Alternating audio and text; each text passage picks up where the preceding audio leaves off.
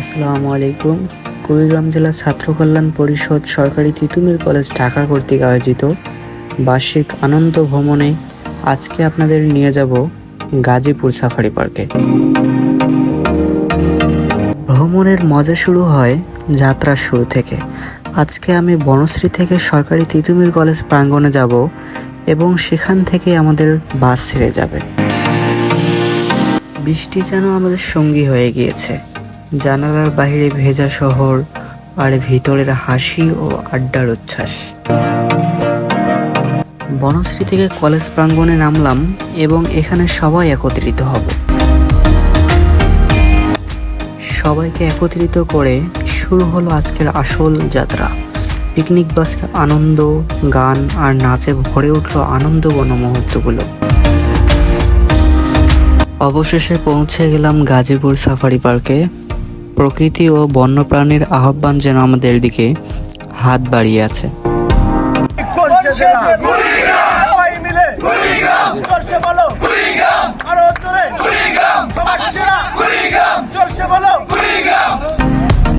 Safari পার্কে পৌঁছেই আমরা সবাই এক এক করে বাস থেকে নেমে পড়লাম আজকের দিনটিকে উপভোগ করার জন্য। কিন্তু প্রকৃতির চমক এখানেই, নেমেই শুরু হলো বৃষ্টি। তবুও আমরা খাবারগুলো পিকনিক স্পটে নিয়ে যাচ্ছি, কারণ আনন্দ থামিয়ে রাখা যাবে না। বৃষ্টির কারণে সাফারিতে ঢোকার আগে শুরু হলো এক সুন্দর পরিচয় পর্ব। পরিচয় পর্ব শেষে আমরা এক এক করে ঢুকে গেলাম সাফারি পার্কে।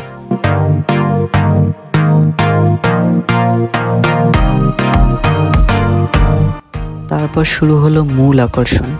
কোর সাফারি বাস থেকে খুব কাছে থেকে দেখা গেল হরিণের দল, সিংহ আর বনের রাজপথে হেঁটে বেড়ানো জেব্রা।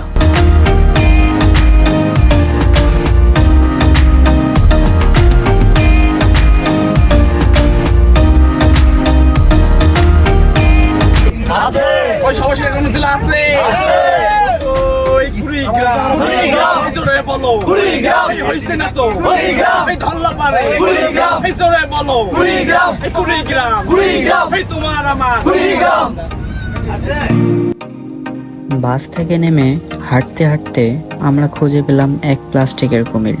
সত্যি বলতে একটু হতাশ হলাম।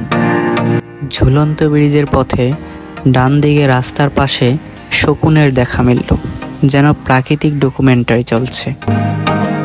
তারপর ব্রিজে পা রাখতেই মনে হলো আমরা হাওয়ায় ভাসছি।